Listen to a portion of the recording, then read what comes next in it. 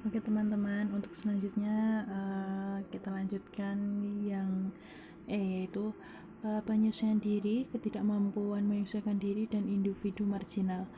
Pendapat umum mengatakan bahwa individu-individu yang terkutuk dan ditolak oleh masyarakat itu pada umumnya tidak bahagia hidupnya. Mereka mengalami demoralisasi dan tidak mampu menyesuaikan dengan lingkungannya. Pemikiran-pemikiran tersebut tidak selalu benar, karena kemampuan menyesuaikan diri dengan kondisi lingkungan oleh individu yang sosiopatik secara kualitatif bergantung pada sikap pribadi terhadap aku sendiri, yaitu bergantung pada proses penamaan diri atau self-benaming dan penentuan diri dan pendefinisian diri. Peristiwa ini dicerminkan oleh perimbangan pendefinisian sosial, penentuan sosial dengan pendefinisian diri sendiri. Nah, di sini teman-teman pasti bertanya, apa sih itu pendefinisian diri? Jadi akunya itu diri dari seseorang yang mengalami sosiopatik atau melakukan perilaku sosiopatik itu tuh mereka ada proses pendefinisian diri. Aku seperti ini karena ada alasan seperti ini. Aku ini memang pelacur misalnya, tapi aku melakukan ini karena ini, kayak gitu. Jadi mereka mendefinisikan mereka itu seperti apa, seperti itu. Kemudian, individu yang puas dalam usaha pembenaran dirinya akan merasa bahagia dan mudah menyesuaikan diri dengan lingkungannya. Sebaliknya, dia akan menjadi sangat tidak bahagia atau sengsara apabila tidak ada kongruensi atau keseimbangan antara pendefinisian diri dengan hukuman sosial atau peranan yang dituduhkan kepada dirinya dan peranan sosial menurut interpretasi diri yang dilakukannya. Jadi di sini tuh memang harus ada keseimbangan antara pendefinisian diri dari seseorang yang melakukan perilaku sosiopatik tersebut dengan hukuman sosial yang diberikan. Selanjutnya, pada kasus-kasus yang ekstrim berlangsunglah ketidakmampuan menyesuaikan diri total. Ada personal maladjustment dan kepatahan jiwa secara total atau complete breakdown. Konflik-konflik hebat disebabkan oleh perbandingan antara hukuman sosial dengan definisi diri itu bisa membelah kesatuan kepribadian, lalu mengakibatkan disintegrasi total. Jadi di sini tuh terdapat suatu kegagalan. Kemudian ada juga individu marginal, yaitu pribadi tepian atau tengah. Individu ini tidak mampu menyesuaikan diri karena disebabkan oleh beberapa alasan, yaitu ditolak oleh masyarakat untuk menjalankan peranan-peranan yang sangat didambakannya. Sebaliknya, menolak peranan yang disodorkan oleh masyarakat kepada dirinya atas dasar alasan-alasan subjektif. Jadi individu ini dihadapkan pada pilihan peranan. Jadi individu marginal itu ada pada titik dilema dan bingung seperti itu. Aku harus bagaimana, seperti itu. Contohnya, seorang pelacur yang sudah tua dengan usia di atas 35 tahun selalu saja merasa kebingungan dan bimbang menjalankan perannya sebagai WTS atau wanita tunasusila. Bila pekerjaan itu dilanjutkan, maka kondisi fisiknya sudah tidak menarik lagi, sudah layu, tidak cantik lagi, dan sakit-sakitan karena usianya yang sudah tua. Sehingga pria hidung belang menolak dirinya. Namun, apabila ia berhenti memperdagangkan dirinya, maka hidupnya akan kelaparan dan hidup berkekurangan. Begitupun juga saat dia mungkin kembali ke daerah asalnya, tapi dia masih menjual dirinya misalnya. Dan sebab itu kan pasti ada hukuman-hukuman sosial dari masyarakat. Jadi dia bingung. Nah, akan memilih untuk melanjutkan atau berhenti dengan usianya yang sudah menua, seperti itu. Nah, ini di sini itu ada sebuah ilustrasi gambar yang sudah digambar. Ini saya mengambil dari buku yang saya jadikan sumber. Jadi ini adalah 4 bentuk ya dari penyucian diri. Pada gambar melukiskan beberapa variasi adaptasi disebabkan struktur limitasi atau batasan internal dan eksternal, yaitu bisa dikembangkan oleh seseorang. Ya, jadi ini tuh dikembangkan oleh seseorang. Seperti apa sosialnya, seperti itu. Lingkaran-lingkaran menggambarkan macam-macam peranan sosial di tengah masyarakatnya. Peranan-peranan deviasi yang ditolak oleh masyarakat terlukis di sebelah kiri.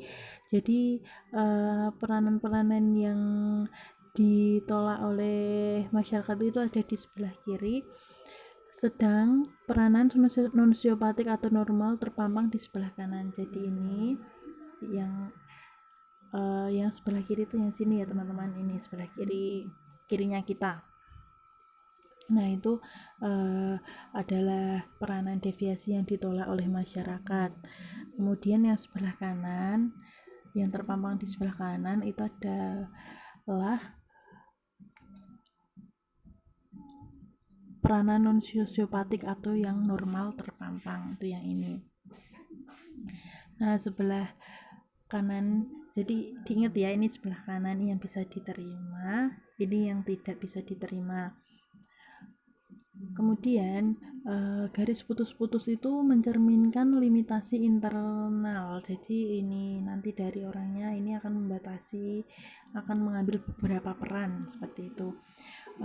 Dan untuk yang garis lurus itu menggambarkan batasan eksternal. Batasan eksternal itu di garis lurus ini. Jadi dia akan mengambil 2 peran dalam batasan eksternalnya, seperti itu. Nah jadi kita bahas satu-satu. Pada gambar pertama itu ada limitasi internal yang cukup luas. Pada gambar pertama adalah ini ya teman-teman. Nah jadi ini yang saya sebutkan di awal tadi, seseorang yang dirinya itu mampu gitu loh mendefinisikan dirinya. Jadi dia itu mampu menyeimbangkan antara pendefinisian diri dengan keseimbangan dengan hukuman masyarakat. Nah ini karena orang-orang yang ada di nomor 1 ini tuh adalah orang-orang yang mungkin supel atau mungkin dia berkarakter yang mungkin lebih ya sudahlah mau gimana lagi, seperti itu. Dan mempunyai jiwa sosialisasi yang tinggi, seperti itu. Biasanya seorang itu akan mampu di nomor 1 ini. Kemudian yaitu nomor 2, kita lanjut ke nomor 2 adalah yang ini ya teman-teman. Jadi dia mengambil satu peranan, ini limitasi internalnya.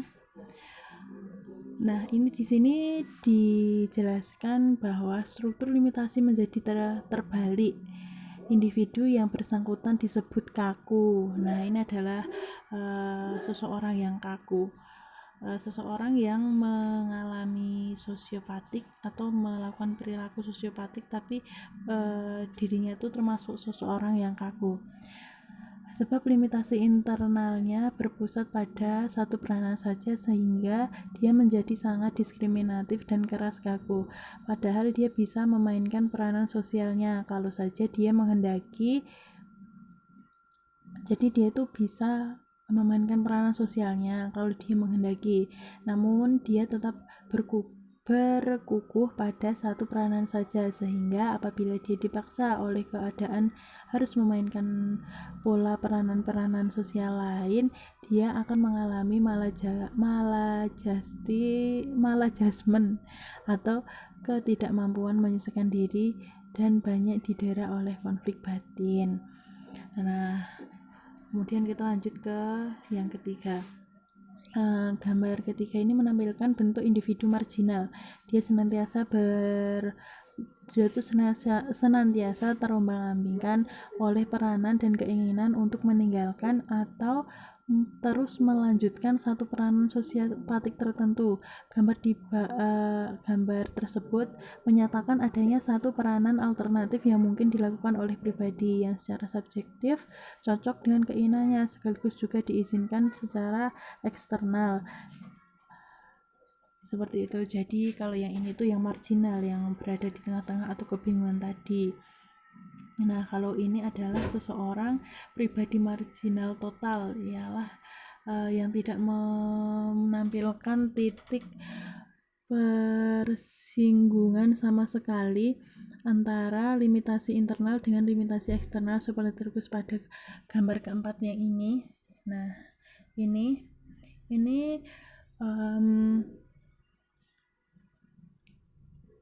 dia mengalami semacam keterbelahan psikis yang cukup parah.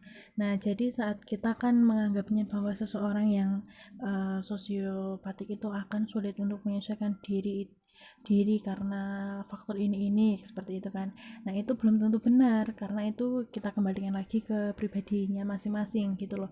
Atas dasar apa dia melakukan itu, seperti apa pendefinisian dirinya seperti itu. Jadi belum tentu ya teman-teman seseorang yang sosiopatik itu terus mengalami seperti sulit untuk menyesuaikan diri seperti itu tuh belum tentu. Jadi perlu digarisbawahi ya teman-teman bahwa ini hanyalah bentuk dari ilustrasi gambar untuk lebih mudah kan. Tapi kalau ini memang menjadi ribet, nggak usah dibuat ribet, jadi cukup yang ini saja. Jadi ada yang mampu beradaptasi, ada yang marginal seperti itu, dan ada juga individu-individu yang mengalami penyesuaian diri yang rusak dengan total seperti itu. Oke, kemudian kita langsung saja lanjut ke slide selanjutnya, itu reaksi sosial. Penyimpangan dalam kelompok masyarakat atau lingkungan sosial itu biasanya menimbulkan bermacam-macam reaksi dan sikap. Semua tergantung pada derajat atau kualitas penyimpangan dan penampakannya. Juga tergantung pada harapan dan tuntutan lingkungan sosial. Maka norma sosial itu sifatnya kompulsif. Reaksi tersebut berupa kekaguman, pujian, hormat, pesona, simpati, acuh tak acuh, cemburu, iri hati, ketakutan, dan seterusnya. Jadi kan ada bermacam-macam reaksi sosial yang akan ditunjukkan dari masyarakat untuk seseorang yang sosiopatik. Kompleks dari reaksi-reaksi sosial itu dapat dinyatakan sebagai kusien toleransi, yaitu perbandingan antara tingkah laku objektif yang nyata kelihatan sosiopatik dengan keadaan lingkungan sosial masyarakat mau mentoleransinya. Jadi di sini kayak yang dimaksud dengan kusien toleransi itu kayak ambangnya dari perilaku, tengah-tengahnya ambangnya mau ditoleransi atau tidak. Jadi ada perbandingan antara tingkah laku sosiopatik dengan kebudayaan ataupun kesediaan sosial masyarakat itu seperti apa, seperti itu. Nah, 3 fase perubahan reaksi sosial. Fase pertama mengetahui dan menyadari adanya penyimpangan. Jadi fase pertama itu baru mengetahui, loh itu penyimpangan bukan sih, seperti itu. Kemudian selanjutnya fase menentukan sikap dan kebijaksanaan. Oh ternyata itu penyimpangan, aku harus seperti apa, seperti itu. Kemudian yang selanjutnya fase mengambil tindakan dan membentuk reaksi formasi dan organisasi hukuman, memberikan hukuman dan sanksi. Nah di sini tuh sudah suatu tindakan, loh itu penyimpangan yang sudah tidak bisa saya toleransi, maka saya akan menjauhi dia. Atau mungkin kalau seperti itu biasanya langsung bentuk pengucilan atau penolakan seperti itu. Selanjutnya adalah organisasi sosiopatik dan kebudayaan eksploitatif. Terhadap organisasi-organisasi menyimpang, juga terhadap individu-individu buangan dan daerah-daerah yang dihuni oleh para penyimpang itu pada umumnya dikenakan sanksi sebagai berikut: lokalisasi, penutupan total, isolasi, dan segresi. Namun di samping organisasi-organisasi deviasi yang setengah atau tidak legal itu sering juga dieksploitasi oleh kelompok-kelompok politik sosial lainnya, misalnya oleh para dokter, psikiater, politisi, jaksa, hakim, pejabat lokal, polisi, dan lain-lain untuk dijadikan lembu perahan dan sumber keuangan inkonvensional. Juga kabar seringkali surat kabar, kalau zaman dulu surat kabar, kalau sekarang mungkin media entertainment ya teman-teman, seringkali membesar-besarkan peristiwa dan pertinggi penampakan atau fasilitas aktivitas-aktivitas patologis guna menambah sirkulasi jumlah korannya. Kalau sekarang mungkin jumlah followernya seperti itu.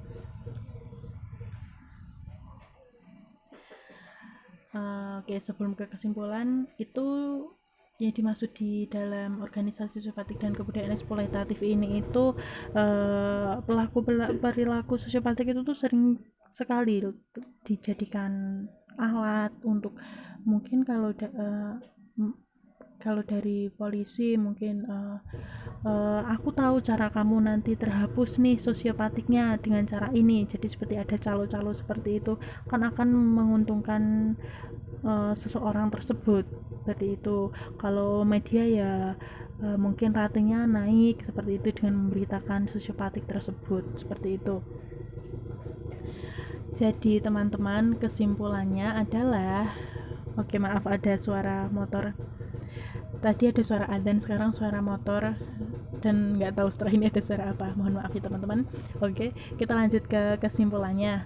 Perilaku sosiopatik adalah tingkah laku yang berbeda dan menyimpang dari kebiasaan suatu norma umum yang pada satu tempat tertentu sangat ditolak, sekalipun tingkah laku tersebut berada di lain waktu dan tempat yang bisa diterima oleh masyarakat lainnya.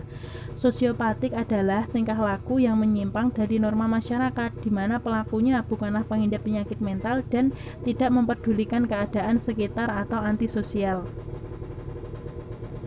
Oke teman-teman, saya berharap masih bisa mendengarkan dengan baik ya teman-teman, atau mungkin teman-teman nanti bisa membaca slide-nya. Penyebab sosiopatik biasanya didapat dari proses diferensial dan sosialisasi seperti yang sudah saya jelaskan di awal tadi ya teman-teman. Nah, dua kategori dalam sosiopatik yaitu deviasi primer dan deviasi sekunder. Namun, umumnya perilaku sosiopatik itu terkadang mendapatkan reaksi dari masyarakat, misalnya berupa hukuman, penolakan, segresi, yaitu pemisahan, pengasingan, atau pengucilan. Oke, jadi kesimpulannya sudah saya rangkum di sini. Nanti bisa teman-teman baca. Mohon maaf karena ada suara-suara dari luar karena emang kebetulan rumah saya ini kan padat penduduk, bukan penduduknya sih, tapi ya sebelah rumah saya kan ada rumah, jadi kadang-kadang tidak kondusif, mohon maaf. Kemudian referensinya itu saya mengambil dari Kartono Kartini 2001 patologi sosial. Yang kedua yaitu dari jurnal penelitian proses pendampingan anak sosiopatik dalam mengembangkan kemampuan moral dan sosial emosional dari Universitas Sriwijaya. Yang terakhir yaitu saya untuk mencari tahu dan mematangkan materi saya itu saya membaca dari skripsinya Ida Fitriah, kebetulan namanya hampir sama dengan saya ya, penelitian skripsi 2010 perilaku sosiopatik di kalangan remaja muslim UIN Sunan Kalijaga. Jadi 3 sumber ini yang saya gunakan. Terima kasih, banyak salah mohon maaf, dan banyak gangguan-gangguan yang tidak terduga saya mohon maaf. Wassalamualaikum warahmatullahi wabarakatuh. Kalau ada pertanyaan silahkan ditanyakan di Google Classroom. Sekian.